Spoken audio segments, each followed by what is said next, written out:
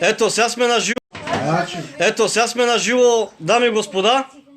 На живо сме, братя, сестри, ядем тук луканки. Ядеме, тук има газирани, мазирани. Ето това е чичо ми от България. Иска да направи едно изявление. Днеска имаме пресконференция. Протести. За протестите, дето стават в България. За несправедливостите. И сега давам думата на моя чичо. Нека да говори той. Добър вечер, господа. Добър вечер на всички, които уважават народа. Да. Този народ трябва да бъде еднократен, да бъде уважаван от народа. Този Бойко Борисов... Какво ще го правим с него? Какво иска той да направи с нас? Чакай, ще кажа истината. Кажи истината. Той трябва да бъде справедлив с народа, той му гласува народа. А не да хапи ръката, а после Да хапи джал. Ама човека спи с пачките. Какво става сега с народа пък? Коментираше за парите, дето са му намерили в чекмеджето, пистолетите, 10 милиона в чекмеджето. Тези пари, които са намерени в него, това не е справедливост на народ, български народ. При Тодор Жиков, той беше един бодигард на Тодор Жиков. Той видя ли на Тодор Жиков, имаше ли тези пари? Скрити в чекмеджето. Да. Точно така. Нямаше. Чичо ми е прав. Вярно е? Защо Тодор Жиков той не пое пътя на Тодор Жиков, он пое пътя него е? Ма не честно така, чичка. Сега, който да говорим, който да правим, видиш за коронавируса в чужбина, колко пари са отпуснали за хората. Аз от коронавирус взимах 5000 евро, моя се взима 22 000 евро. Колко взима ти, Галине, от коронавирус? Колко толкова, колкото каза. Вижте какви коли карат хората. 8. 400 коли. Сега, ние не крадем, ние взимаме. Орта не Ти дава. крадеш. Емануел Макрон дава. Ами Бойко Борисов какво прави? Тук да говори. Къде те магистрали? Преди 4-5 дена колко хора убити. Наши тирове се обръщат тук, камионите се обръщат. Днеска пак не беше обърнат. Вярно е. Дойдях, много хора коли дойдяха. А те обвиняват тирове, а шофьорите на камиони, че не могат да карат. Не, път е такъв. Кой път правят? Пътя трябва да го правят едно кратен. Само София околовръстно прави. Друго не. Добре, чичка, сега ще ти задам един въпрос. Как може в Германия да правят хубави пътища, насякъде в чужбина, пак тук не правят? Германия, когато правят пътища, вечерно време. Тук правят през деня. При вечерно време пускат фаровете, гледат хората дали има гъня, дали има нещо. А България, карай! Да взема парите, пак да еба мамата на...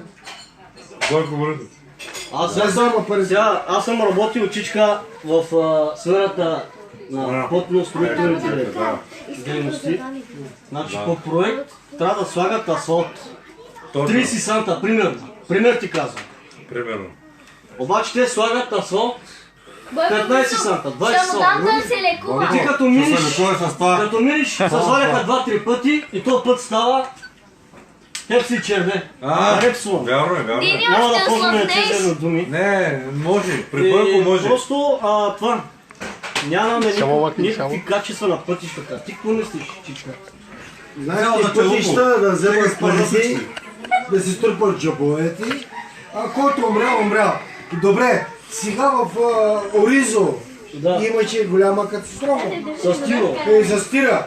И защото тир не можа да го да спи в България да му вземат, го пуснаха от границата да отрепи толкова с хора. Ще се лекуваш с това. Здраве, на здраве.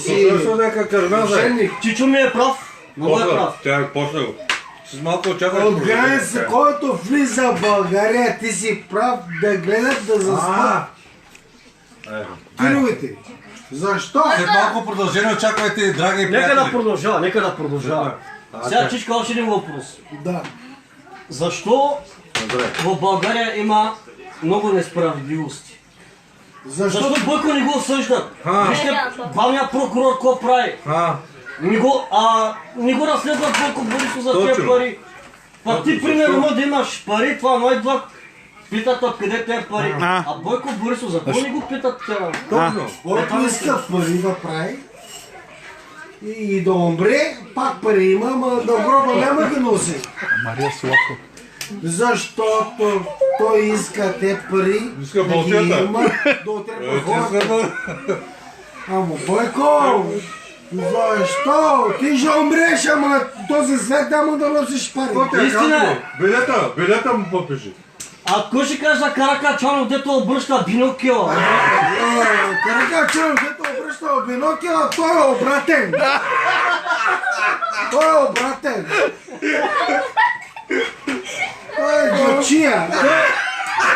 Той е обратен. Турска дума е гъчия. А защо мразят там малцинствата? Виж, Каракачанов, кой вика? Циганите са виновни, циганите така. Циганите са справедливи, защото му гласува за него. Ама обича циганите, защото е обратен. Циганите го кара. 400 коня.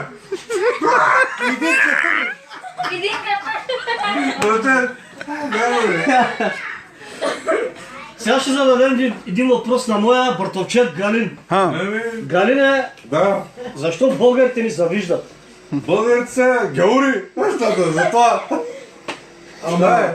Кой е издал Левски? Българина. Човека казва. Кой е издал Петкова вода? Българина.